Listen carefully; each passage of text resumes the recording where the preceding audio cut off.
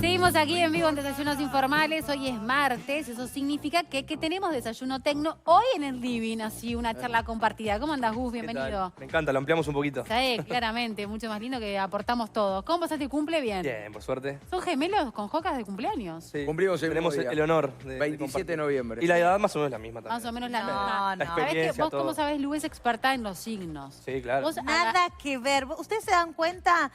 O sea, ¿son dos fallados? No, No, pero no. tenemos cosas en común con Joca. No, vos sos Sí. mucho más amable. Es más No, Sagitario. Gustavo. Es mucho Vos sos más más Sagitario. Pará, Sagitario. ¿vos de qué año sos? 88. Ah, bueno. Claro, 12 años. Claro. Te Es por quiso, eso. quiso ser amable contigo por no decirte que sos un vegetorio. Comí el tupper, Ay, pensé que Joquita. teníamos Pasa que arrancaste muy joven. parecido. Viste que te da para adelante. Es otro Sagitario completamente Claro, es un distinto. Sagitario de ley, Es un bueno, Sagitario de bondadoso, ley. tranquilo, ¿no? Como, bueno, tenemos acá otra versión de Sagitario. Pero Joca tiene club de fans, así que...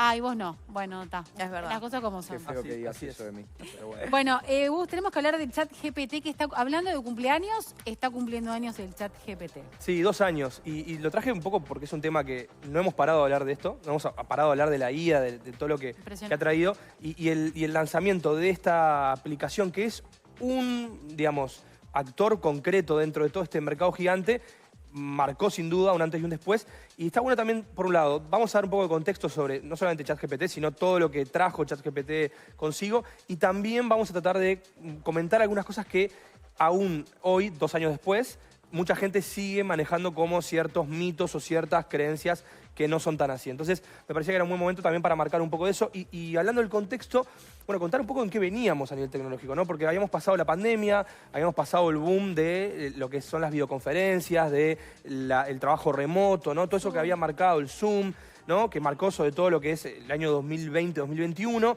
Y entrando en 2022, ya sobre el final, cuando mucho también se hablaba del metaverso, ¿se acuerdan? Que había salido Meta con su metaverso y con todo eso de la realidad aumentada y la realidad inmersiva, y se había hablado mucho. De golpe, bueno, aparece este actor ChatGPT que tiene una particularidad, que no es una empresa, entre comillas, grande, ¿no? Sino que era una startup, era OpenAI, una empresa que sí tenía mucho apoyo económico, pero que no tenía ese soporte como las grandes tecnológicas ya venían teniendo, y que se mete en la conversación y que lanza este producto, este chat conversacional. ¿Qué es esto? Bueno, básicamente es una aplicación, es un modelo que lo que te permite es hacerle preguntas, hacerle consultas y que te devuelva respuestas. Y hace 2 años, mucha gente ya se olvida de esto, ese chat era muy limitado. Estamos hablando de que, por ejemplo... Había que alimentarlo. Sí, había que alimentarlo mucho. De hecho, el punto de corte de la base de datos era para atrás. O sea, ni siquiera tenía información en tiempo real, que mucha gente ya se olvidó de eso. Era un Cosa chat... que avanzó tan rápido. Exactamente. Claro. Que mucha gente ya se olvida de esto. Era un chat que tenía un margen de error muy alto. O sea, más del 20 y pico % de las respuestas eran erróneas o con tendencia al error. Y sin embargo, más allá de todo esto, logró, por un lado, posicionarse como un tema de interés, y logró que todo un mercado, del cual vamos a hablar ahora, se empezara a mover y empezara esta revolución de O la sea, IA. todos dijeron, ok, ¿qué está pasando con el chat GPT? ¿Revoluciona todo? Tenemos que ir hacia ahí. Exactamente, y mucho de lo que ya estaba desarrollado, porque también acá hay una cosa que mucha gente piensa, que esto de la IA es como algo de los últimos 2 años o de los últimos 5, no. La IA existe de hace 50 años o más, de hecho, y lo que pasaba era que no se había logrado unir ese como, digamos, momento ideal en el cual las distintas tecnologías estuvieran prontas para poder lanzarlo, El ¿no? interés de la gente, Gus, por usarlo. Totalmente, y el interés de la gente. Se dice que todavía hoy hay más de 250 millones de personas que usan solamente ChatGPT. Acá no estamos hablando ni de Copilot, ni estamos hablando de Gemini, ni estamos hablando de Claude, que son otros grandes que Y acá están te jugando. pregunto, ¿el que pega primero pega mejor? Sí, es el caso concreto de esto, ¿no? OpenAI lanzó este ChatGPT y este ChatGPT sigue siendo referencia, si bien, lo hemos hablado en muchas columnas con Lu, hay otros competidores que están haciendo cosas muy importantes y hay grandes empresas que están y han lanzado en estos 2 años con mucha velocidad, con mucho margen de error también y con mucho nivel de imprecisión sus soluciones, ¿no? Muchas son innovadoras, por supuesto, acá no venimos a decir que la IA no sirve, todo lo contrario, pero también es verdad que hay un tema legal que ayuda. Sirve, pero ya hay complicaciones. Y en Uruguay, no sé si estás al tanto, pero seguramente leyeron las noticias, hubo un intento en las últimas horas de pedir un rescate. O sea, llamaron a una señora, era el hermano de una señora, la voz del hermano de una señora, diciendo de que tenían a sus hijos secuestrados, pidiendo un rescate, Y era la voz de su hermano. Bueno, eso se llama Vishing y Exacto. es una técnica de la cual incluso ya hemos hablado hace unos meses. Exacto, yo me acuerdo. Porque es un tema que empezó y que bueno, tuvo un capítulo importante estos últimos días y que vamos a seguir viendo. Vamos a seguir viendo cómo... Entrevistas falsas con también inteligencia artificial. Pero Manipulación de video. Pero Gus, ¿cómo detectarlo? O sea, ¿cómo detectar una situación que uno está ante una situación de esas características? Bueno, eso siempre, perdón que me meta, pero siempre lo hablamos, dudar y llamar a la persona, buscar una alternativa antes de girar dinero o hacer algo siempre. Sí, sin duda que ahí hay que tener una desconfianza. Esto lo hicimos para todo y con la inteligencia artificial es como que se exponenció esa necesidad de realmente chequear o buscar un camino alternativo para llegar a la fuente original del cual viene esa información, ¿no? Si a usted te mandan un mensaje de un número desconocido, donde te mandan un audio que parece muy parecido y demás, es verdad, uno entra en un estado de nervios y a veces por la desesperación puede tomar una decisión arriesgada y le puede pasar a cualquiera. Acá la verdad que estamos todos expuestos a esto. La realidad es que para las personas el grado de indefensión es muy grande. Por eso yo venía en el razonamiento y en todo este contexto que estaba dando, iba llegando al punto que marcaba Diego, que es todavía estamos, primero, sin un marco legal fuerte, sólido, que nos ayude como ciudadanos a enfrentarnos a esta realidad. Punto número uno. Y punto número dos, todavía no estamos del todo capacitados, ninguno de nosotros, para justamente enfrentar estas situaciones y saber también a quién recurrir, ¿no? En Uruguay hace muy poquito, bueno, se cambió una legislación y se ha como intentado reforzar lo que es sobre todo la atención a este tipo de delitos informáticos. Está el CERTUI, que es un poco quien se encarga de este tipo de cosas, pero es verdad que... venimos corriendo de atrás. Venimos corriendo de atrás, pero esto es un tema mundial. Sin duda que no es un tema que solamente es un problema uruguayo.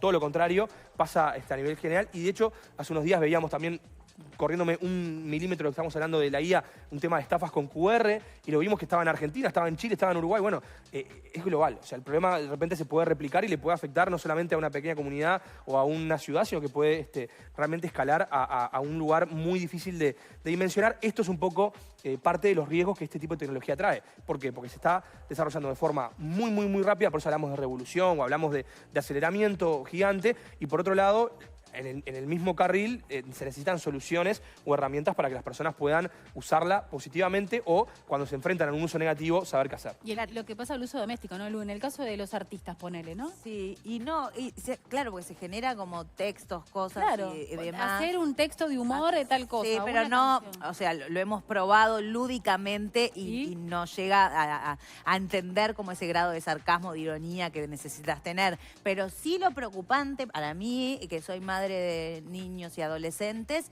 el tema de resolver exámenes escritos, pruebas, trabajos mediante el ChatGPT. Porque además, ¿qué tan exacto es y cuánto aprenden o desaprenden los chiquilines con estas nuevas modalidades, ¿no? Que le preguntan al ChatGPT, bueno, No, hacemos seguro un que resumen aprender no aprende. Por eso, hacemos un resumen de la batalla de las piedras. O sea, es todo simplificado. Esto ha generado, sin duda, un impacto muy grande en el tema educativo y ha tenido que, bueno, de alguna manera, un tema de revisión de cómo son las evaluaciones, ¿no? O sea, sin duda que hay un tipo de evaluación digital, entre comillas, que se ha tenido que ir de alguna manera abandonando, porque justamente, como decís vos, Lu, o sea, hay una herramienta que te permite saltearte ciertos pasos y hay que volver a la falsear. presencial. Sí, sin duda, los exámenes más a nivel de oral, más a nivel de lo escrito en situ. Claro. Sí. Aparte es muy rápido el muchacho este. Y sabe de todo el mundo. ¿Le puedo preguntar qué sabe de Diego Hojas? Dale, vos busca. Vos seguí hablando. No, pará, yo te mientras Lu pregunto. busca, ¿cuál te parece que es el futuro inmediato del ChatGPT?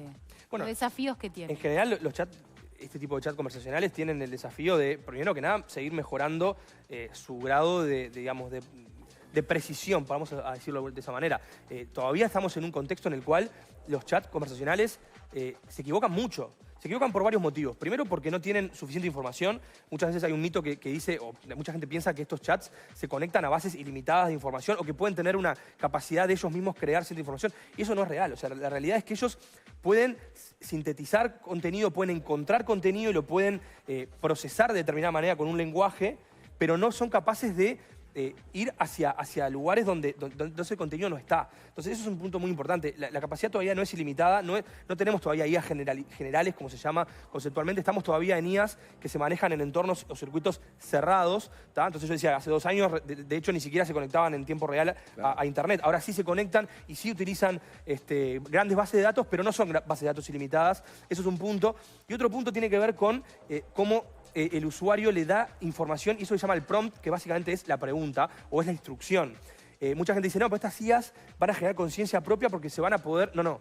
La IA no genera conciencia propia, eso no es así. Hay un montón de estudios que revelan que eso no va a suceder, al menos en el corto plazo y al menos bajo estas reglas. Lo que sí hay es una indicación de un humano, nosotros, ¿no? Como usuarios, como Lu está ahora haciendo su propio prompt, que le vamos a preguntar algo, o le vamos a pedir algo, o le vamos a decir que haga determinada cosa. Y cuanto mejor, o cuanto más, digamos, concreta sea esa orden... Cuanto mejor es la pregunta, mejor es la respuesta. Va a ser mejor la respuesta. Pero todavía la respuesta depende mucho de eso. Bueno, vamos a ver la respuesta de Diego. ¿Quién es Diego Jocas? Pregunté. A ver.